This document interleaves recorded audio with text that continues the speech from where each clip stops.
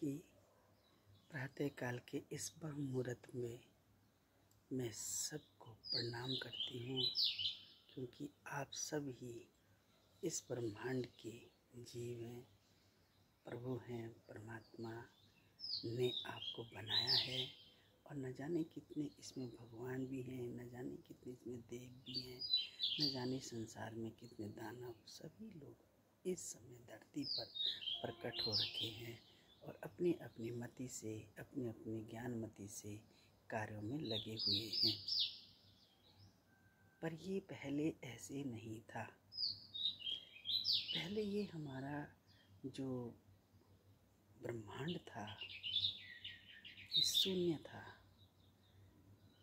न आकाश था, न सूर्य थे, न चांद था, न तारे थे, न धरती थी, न जल था। बिल्कुल ये एक पिंड के रूप में प्रकट था। एक अद्भुत व्योम था, शून्य था। और आज जो हम देख रहे हैं ये ऐसा नहीं था, क्योंकि जब किसी भी वस्तु की रचना होती है तो वो शून्य के ही समान होती है। आपने देखा होगा कि हम जब भी ज्ञान सीखा होगा तो हम भी ज्ञान से रहित थे, शून्य थे। जब हमने किताब में पढ़ना सीखा तो हमें लिखना नहीं आता था, तो हम शून्य थे। पर जब हमने कागज़ पर लिखना शुरू किया या पाटी पे लिखना शुरू किया या किसी भी चीज़ पे लिखना शुरू किया होगा मनुष्य ने, तो उस समय शून्य था, मतलब कागज़ क्या था, रहित था। पर जैसे ही उसमें ज्ञान को प्रकट करते हैं तो वो धीरे धीरे एक एक पंक्ति से लिख करके पूरे ग्रंथ बने हैं। तो ऐसे ही सबसे पहले संसार में केवल एक ही ऊर्जा, एक ही परमात्मा, परमपिता परमेश्वर था। केवल एक ही परमपिता परमेश्वर था, बस, और कुछ भी नहीं था। अंधकार था, नील गगन था, फिर और बस। फिर आत्मा, परमात्मा एक अद्भुत शक्ति थी। शक्ति ने फिर धीरे धीरे इस पृथ्वी पर निर्माण किया। निर्माण करते समय आपने देखा कि यहाँ उसमें 3 लोक भी नहीं थे,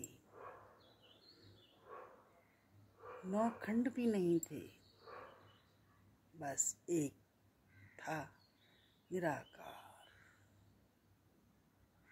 इस निराकार की ऊर्जा में उसने अपना परमात्मा का रूप धारण कर इस संसार की रचना शुरू करी। और जब वो अकेला था तब उसने आत्मा का स्वरूप प्रकट किया। तो आत्मा और परमात्मा जब ये दोनों मिल गए तो एक सृष्टि की रचना हुई। उस रचना में सबसे पहले गगन, जो दिखता ही नहीं हमको, इतने इतने करोड़ों मील ऊपर है, पर हाँ गगन में दिखते हैं हमको। अब नील आकाश भी नहीं था, पर जब निर्माण शुरू हुआ तो गगन भी बनाया, आकाश बनाए, धरती बनाई, और ये सारी जो रचना बनाई। पर इस रचना से पहले जब इस परमात्मा ने, आत्मा ने मिल करके सृष्टि की जब रचना की, तो उस समय जब भी रचना बन रही थी तो उस रचना में उस रचना से फिर जब ये जीव उत्पन्न हुआ तो उसमें था धरती माँ की गोद में पृथ्वी का निर्माण हुआ।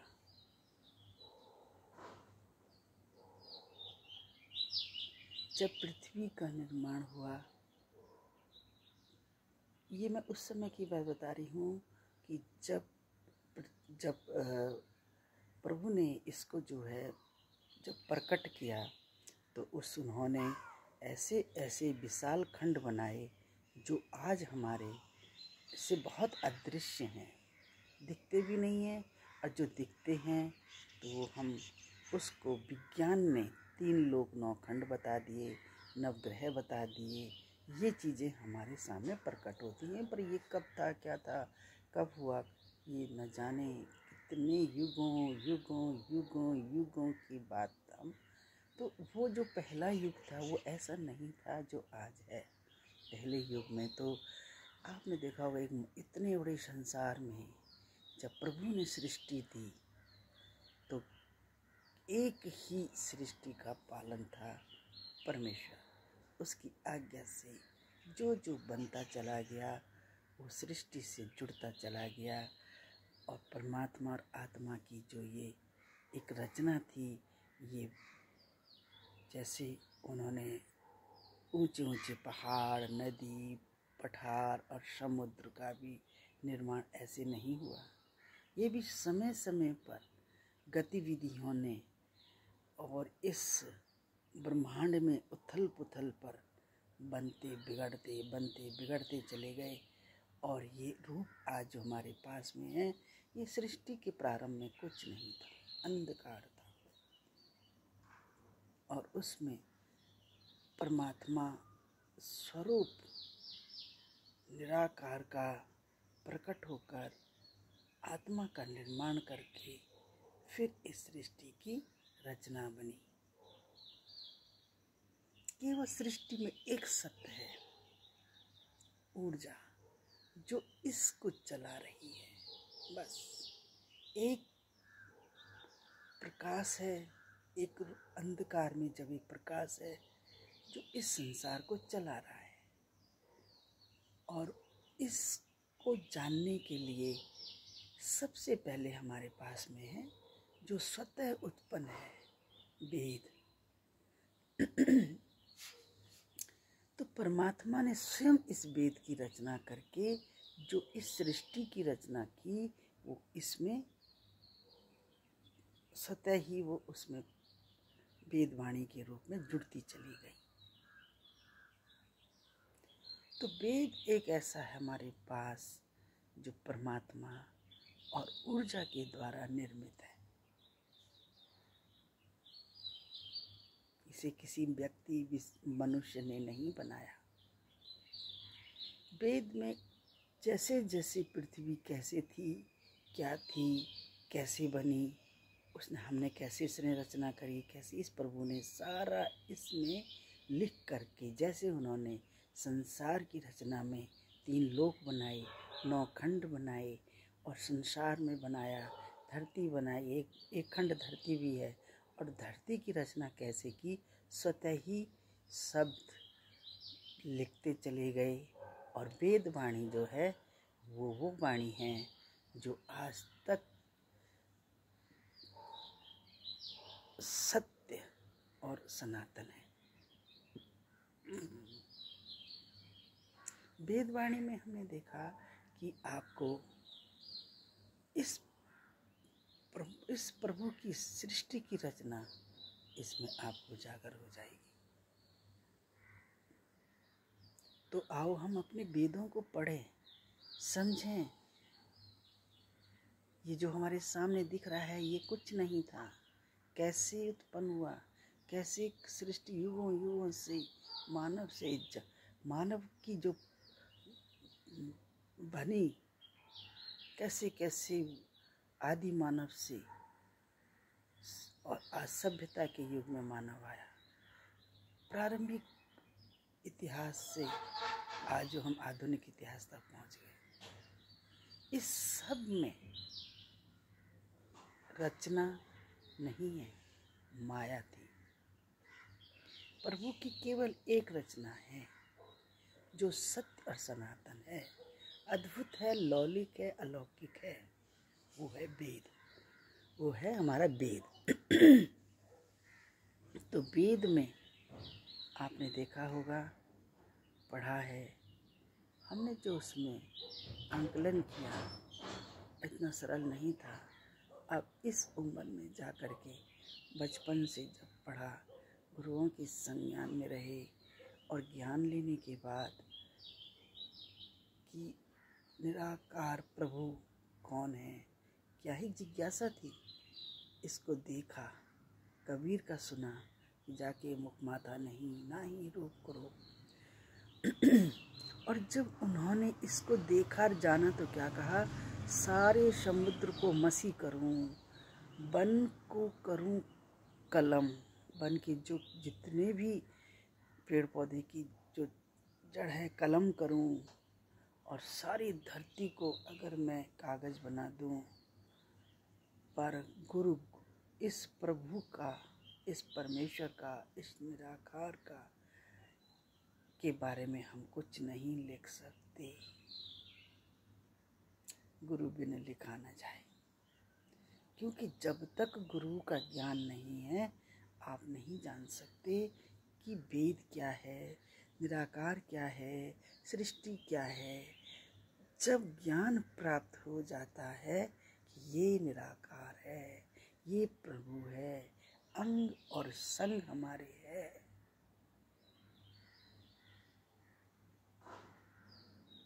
तब जाकर के हमको एक अद्भुत ज्ञान का आभास होता है। तो आओ हम सब मिल करके इस वेद के बारे में ज़रूर जानें। आप कह रहे होंगे मैं यहीं पर अटक गई हूँ, क्योंकि जब तक आप इस वेद को नहीं पढ़ेंगे और वेद पढ़ने के बाद जब तक आप ज्ञान नहीं लेंगे, ये वेद जो है बिना ज्ञान के नहीं आता है। और इसको बिरला बिरला ही देखो, वेद के फिर जब 4 वेद लिखे भी गए तो उसमें मानव रचना है। वो वेद स्वतः ही परमात्मा की लिखी हुई रचना है। जैसे जैसे संसार कैसे बना, जीव जंतु पेड़ पौधे तन मन धन सारा इसमें लिखा हुआ, ये सब माया है। सृष्टि निराकार एक सत्य है बस। और सृष्टि में जितनी उसने उत्पत्ति बनाई है सब सनातन है आज तक। पर जब मन और जितना इसमें लिखा गया है, वेदों के 4 वेद लिखे गए, तो वो सब कर्म कांडों पर व्यक्ति ने, महर्षियों ने और आगे आगे आने वाले न जाने कितने महापुरुषों ने, महात्माओं ने इसकी रचना करते करते करते आज आपके पास अथात रूप में उनके अपने भाव जो उन्होंने अनुभव किया, उस वेद में पढ़ा और आप तक पहुंचाया, वो हमारे पास में विभिन्न रूपों में प्राप्त है। परंतु हम मानव हैं, प्रभु ने ज्ञान दिया है, विवेक दिया है, हम उसके अनुसार जो हैं जरूर एक बार पीछे मुड़ के देखें कि वेद क्या है। बस वेद के बारे में अगर जिसे ज्ञान हो गया, पढ़ लिया, और उस पढ़ने को उन्होंने किस तरह से गुणवत्ता बढ़ानी है या किस तरह से आत्मज्ञान करना है, आत्मसार करना है, उसके लिए आपको किसी भेदी गुरु के पास जाना ही पड़ेगा। गुरु तो हजारों लाखों हैं, परंतु क्रूर वाले गुरु के पास नहीं, भेदी वाले गुरु के पास, जो इनका सार गर्म जानता हो, जिस निराकार प्रभु के दर्शन कराता हो। ऐसे कहते हैं ना, दर्शन होते हैं, निराकार है फिर भी वो। कबीर ने सही कहा कि उसके माथा नहीं है, मुख नहीं है, रूप नहीं है, कुरूप नहीं है, परंतु वो स्वरूप में है। तो आओ हम उस स्वरूप को देखें, जानें और उसके को नमन करते हुए प्रभु से यही अरदास करते हैं कि हे प्रभु, जो आपने सृष्टि की रचना की है, इसमें हमको आपने प्रकट किया, आपका बहुत बहुत धन्यवाद कि हमें भी सृष्टि को, आपकी इस पूरी रचना को, इस रचना की जो विभिन्न प्रकार हैं देखने को मिला। आपका बहुत धन्यवाद, कोटि कोटि प्रणाम आप सबके चरणों में भी, क्योंकि आपके सर चरणों में इस प्रभु का ही वास है। तो मैं हर सुनने वाले जितने भी श्रोता हैं या देख रहे हैं, पढ़ रहे हैं, सबके चरणों में कोटि कोटि प्रणाम करती हूँ। धन्यकार जी।